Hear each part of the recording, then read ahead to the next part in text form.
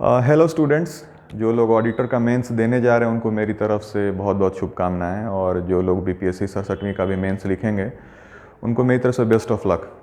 तो we have gathered here to discuss about economics optional. हम लोग इकोनॉमिक्स ऑप्शनल के बारे में डिस्कस करने के लिए गैदर हुए हैं, और इस सब्जेक्ट के बारे में सबसे जो बड़ी खासियत है मैं आपको बताना चाहूँगा कि ये बेस्ड अपॉन कॉन्सेप्ट है। अगर एक बार आपने कॉन्सेप्ट को समझ लिया then it will be very easy for you, और उसके मैथमेटिकल नेचर होने के बावजूद इसमें बहुत ज़्यादा मैथमेटिकल लोडिंग नहीं है जैसा कि बाकी सब्जेक्ट्स में है, राइट। और जो आप बेसिक चीज़ लिखेंगे उसी के आधार पे आपको मार्क्स मिलेंगे।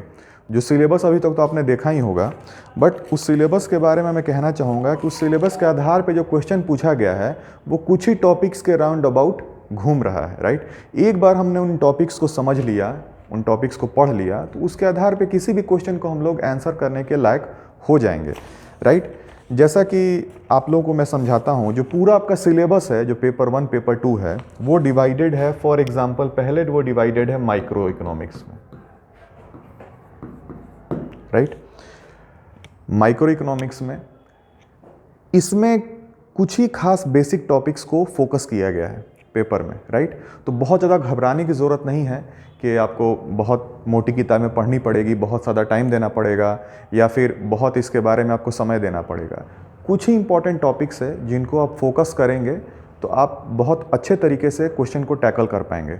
और इस सब्जेक्ट की खासियत है कि हिस्ट्री, ज्योग्राफी और पॉलिटिकल साइंस की तरह इसमें बहुत ज़्यादा आपको लिख के या फिर बहुत ज़्यादा फिलोसॉफिकल नहीं लिखना पड़ता, और मार्क्स जिसमें आने की संभावना बहुत कम हो। अगर आपने कॉन्सेप्ट को हिट कर दिया, अगर आपने डेफिनेशन को हिट कर दिया, आपका आधा काम उसी समय, your job will be done, right.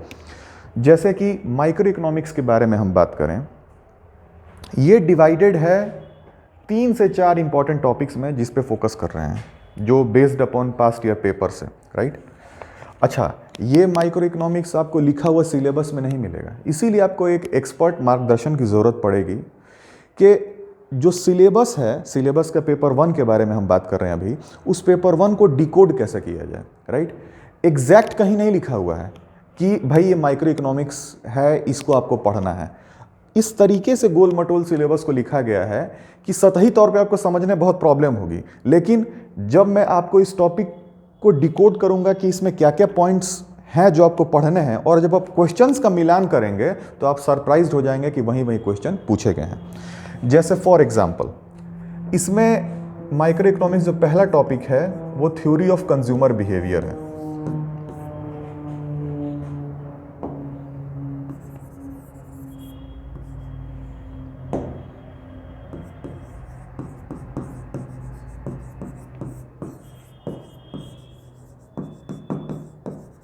ठीक है, थ्योरी ऑफ कंज्यूमर बिहेवियर का मतलब जनरली हुआ कि कंज्यूमर का या फिर उपभोक्ता का बाजार में वो कैसे अपनी इच्छाओं की पूर्ति के लिए साधन जुटाता है और अपने पैसे किस तरीके से खर्च करता है, राइट। अब इसमें जो आप क्वेश्चन देखेंगे पास्ट ईयर के, उसमें पूछे गए हैं डिमांड एनालिसिस के बारे में, इलास्टिसिटी के बारे में, law of diminishing marginal utility के बारे में। ये सब टर्म हैं जो बहुत ही बेसिक है। इकोनॉमिक्स की खूबी यही है कि हर एक चीज़ के पीछे लॉजिक है, क्योंकि economics is a study of man. इंसान अपने अनंत इच्छाओं की पूर्ति सीमित संसाधन से कैसे करता है बाजार में। हर एक टॉपिक के पीछे, हर एक कॉन्सेप्ट के पीछे लॉजिक है। आपको रटना कुछ नहीं है, सिर्फ समझना है और खुद के ऊपर अप्लाई करके आपको समझ लेना है। इसीलिए इस सब्जेक्ट की यही खूबसूरती है।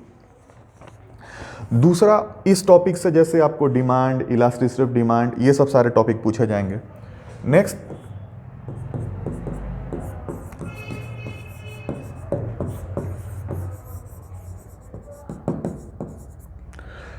जिसमें हम पढ़ेंगे आइसो क्वांट।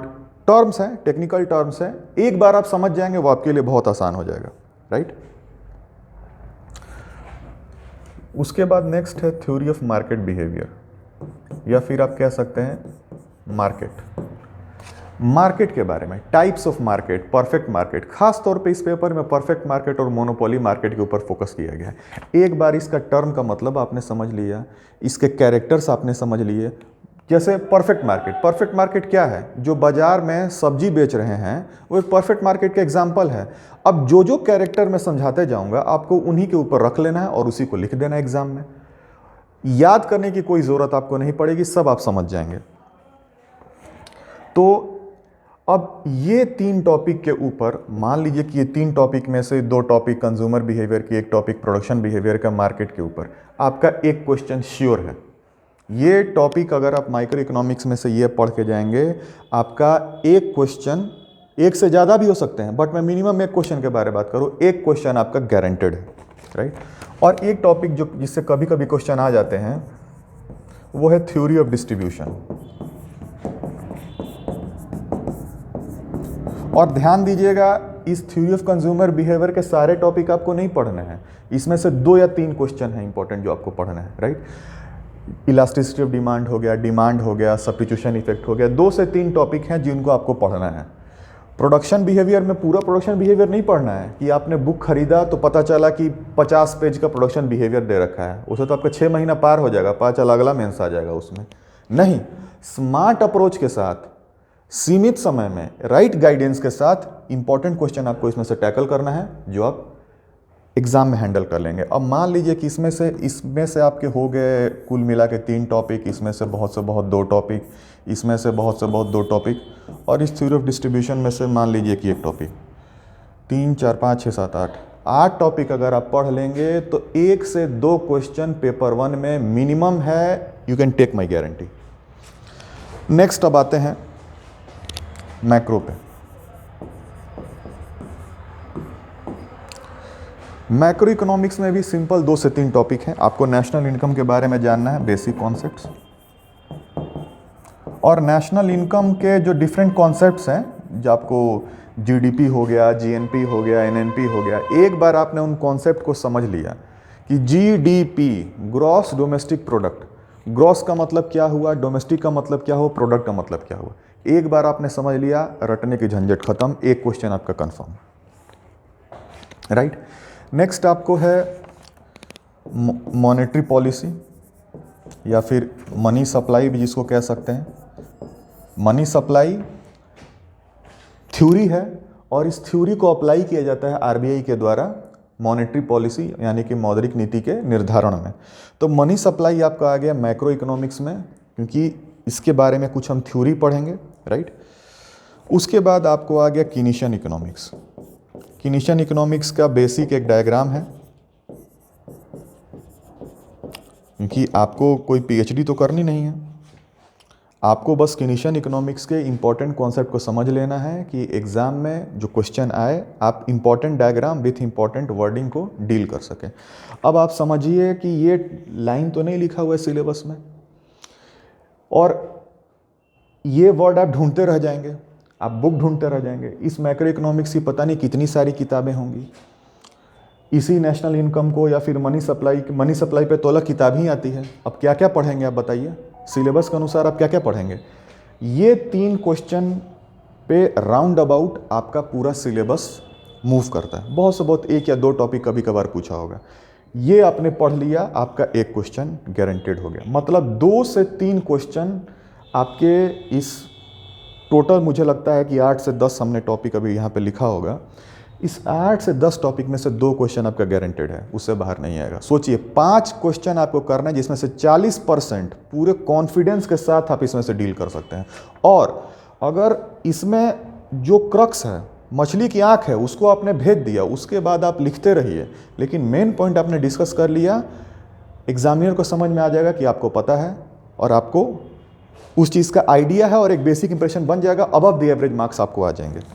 अब इसके नेक्स्ट 2 पार्ट पे चलते हैं। ये तो 2 पार्ट हुए, मेरे ख्याल से 2 या 3 पार्ट और होंगे बस, तो इसे मैं डिलीट कर देता हूँ। नेक्स्ट, अच्छा नेक्स्ट का चांस ऑप्शन है, ओके।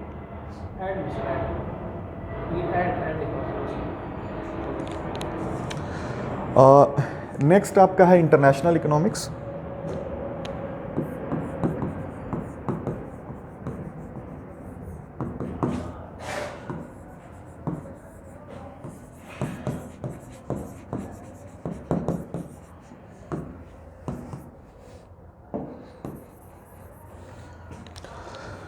देखिए अभी इस इंटरनेशनल इकोनॉमिक्स में बस आपको 2 पॉइंट डील करना है, सिर्फ और सिर्फ 2।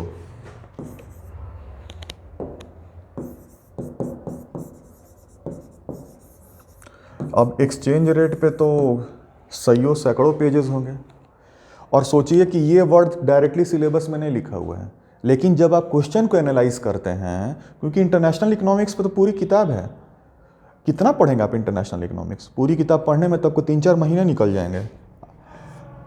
उसके बाद आपको आता है बैलेंस ऑफ पेमेंट, जिसे हम शॉर्ट में बैलेंस ऑफ पेमेंट भी बोलते हैं। इन्हीं 2 टॉपिक पे मेनली जो क्वेश्चन है बीपीएससी का वो फोकस्ड है, और ज़रूर आता है इंटरनेशनल इकोनॉमिक्स से एक क्वेश्चन ज़रूर आता है। अब सोच लीजिए कि ये आपका तीसरा क्वेश्चन बनने जा रहा है, और इसी 2 टॉपिक में से, और इसके बारे में बहुत चीज़ आपको नहीं पढ़ना है। Theory of exchange rate determination क्या है, कितने टाइप ऑफ एक्सचेंज रेट हैं, बहुत बेसिक्स। बैलेंस ऑफ पेमेंट क्या है, और इसको जब ये एडवर्स हो जाता है तो इसको कैसे बैलेंस किया जाता है, क्या क्या तरीके हैं रेमेडी करने के। हालांकि ये टॉपिक आपको इंडियन इकोनॉमी में भी काम आएगा, इंडियन इकोनॉमी में भी इस टॉपिक का इंपॉर्टेंस है कि बैलेंस ऑफ पेमेंट का ट्रेंड कैसा रहा है और गवर्नमेंट के एफर्ट्स क्या क्या रहे हैं उसको ठीक करने के लिए। तो छोटा टॉपिक है, एक क्वेश्चन आ जाएगा इसमें से। नेक्स्ट आपको आता है public finance.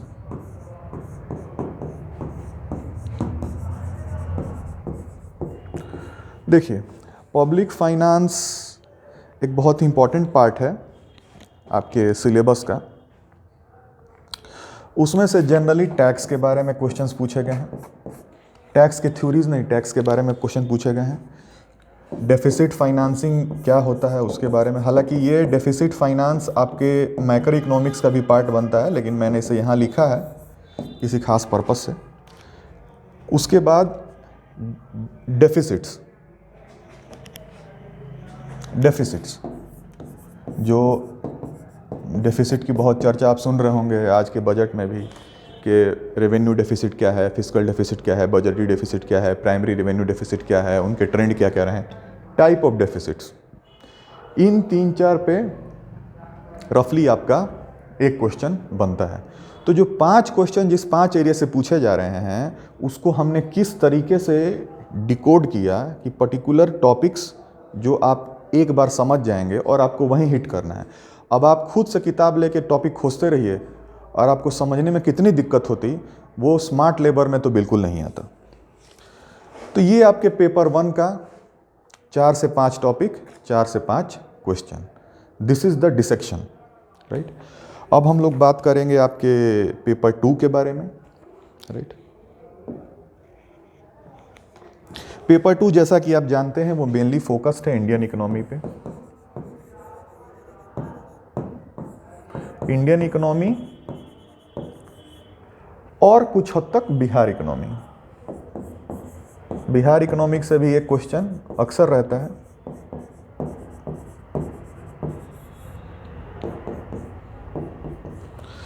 Right.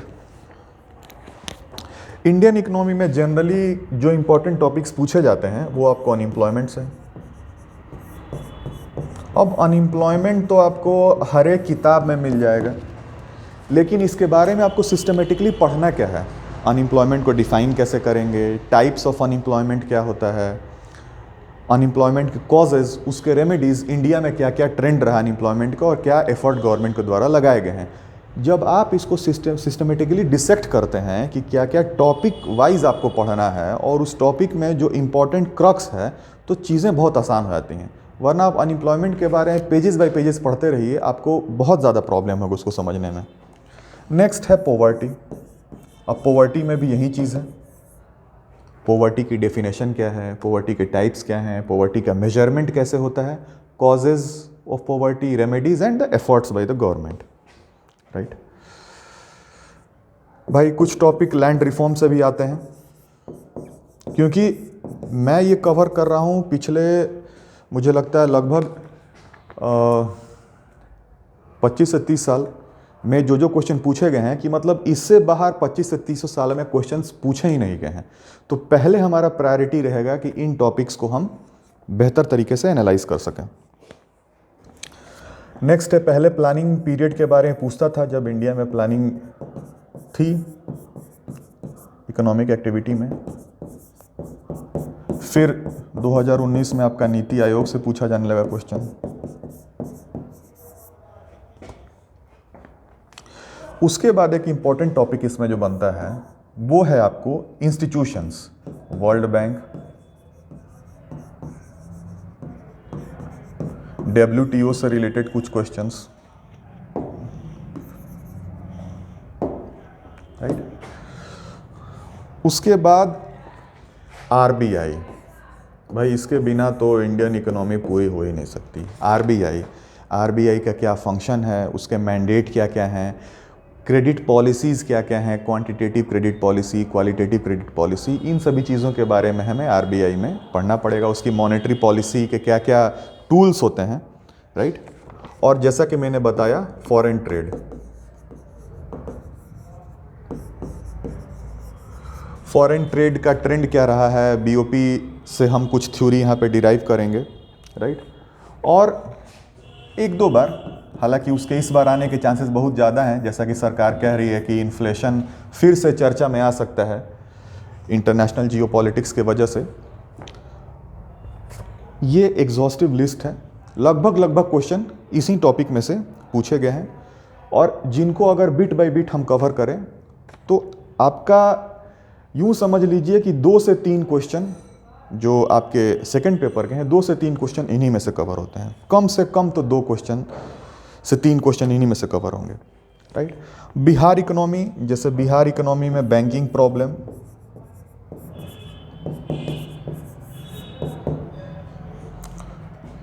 Then obstacles of development, right. तो आप देख रहे हैं कि किस तरीके से हम टॉपिक को डिसेक्ट कर रहे हैं, करेक्ट। नाउ इन सब टॉपिक पढ़ने के लिए आपको एक एक्सपर्ट गाइडेंस की ज़रूरत है, जो कि आपको आपके लैंग्वेज को स्टैंडर्ड करे और उसके बाद आपको इनके पीछे का कॉन्सेप्ट समझाए और बिट बाय बिट आप कैसे उसको अपने तरीके से एग्ज़ाम में लिख सकें सिस्टमेटिकली, राइट। क्योंकि इकोनॉमिक्स में आपको कुछ भी नहीं लिख देना है, हर चीज़ के पीछे लॉजिक होता है और उसका मतलब होता है। जहाँ तक रेफरेंस बुक की बात है, तो रेफरेंस बुक आपको मेरे ख्याल से 2 से 3 बुक्स हैं, लेकिन अगर जैसे कि आपका बैकग्राउंड इकोनॉमिक्स का नहीं है तो उसके लिए पहले आपको एक सिंपल बुक डेवलप करनी होगी, जो मैं आपको पहले बता दूं। Elementary economic theory. हालांकि ये केवल समझने के लिए है, अगर आपका बैकग्राउंड इकोनॉमिक्स में नहीं है तो ये केवल समझने के लिए है, इससे आपके सारे क्वेश्चन सॉल्व नहीं हो जाएंगे। और बिना मार्गदर्शन के आप कितनी किताबें खरीदेंगे, कौन कौन सी किताबें पढ़ेंगे, और उस किताब के अंदर किसी पर्टिकुलर टॉपिक को कम समय में समझना कैसे है, 20 से 30 पेज एक पर्टिकुलर टॉपिक का डील किया गया है, उसको कैसे समझना है, ये सब आपके लिए बहुत डिफ़िकल्ट होगा।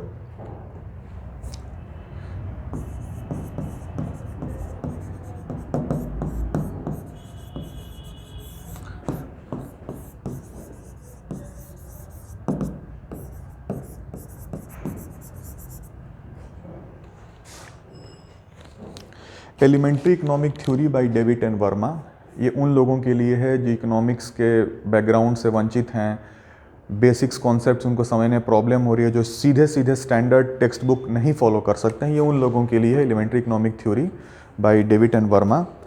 वैसे जो सबसे इम्पोर्टेंट बुक है, मान लीजिए अगर आप माइक्रो की बात करें, माइक्रो हुआ आपका, मैक्रो हुआ, राइट। उसके बाद इंटरनेशनल के कुछ ही टॉपिक्स आपको पढ़ने हैं, बट फिर अगर किन्हीं को रेफरेंस लेना हो, इंटरनेशनल इकोनॉमिक्स,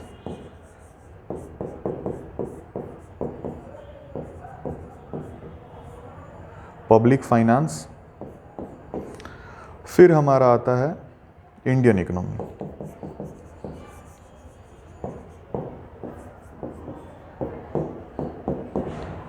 अब जैसे बिहार इकोनॉमी के लिए आपको भारी भरकम बुक की ज़रूरत नहीं है, उसको इंटरनेट के बहुत सारे रेफरेंस मटेरियल हैं जिनसे आप कवर कर सकते हैं।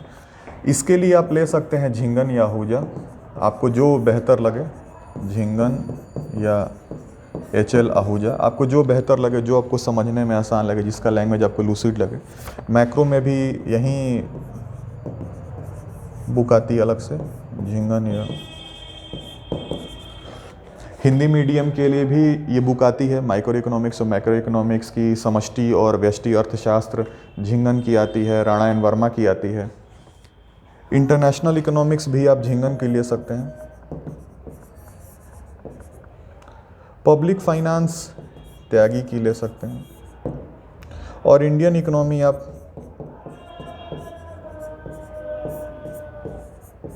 मिश्रापुरी या आईसी ढींगरा।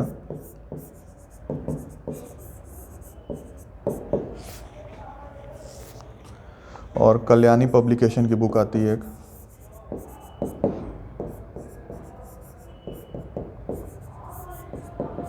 उसको भी आप रेफ़र कर सकते हैं।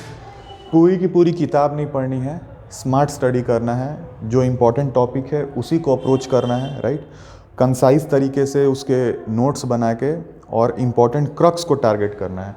पूरी ये किताब पढ़ने में तो आपको साल भर भी कम लग जाएगा। अब यहीं पे आती है मार्गदर्शन की बात, और ये मेरा पैशन है और मैं चाहूँगा कि जितने ज़्यादा से ज़्यादा लोग हैं उन तक मेरी हेल्प पहुँचे, मेरा मार्गदर्शन पहुँचे। इसी उम्मीद के साथ बहुत बहुत धन्यवाद। Thank you.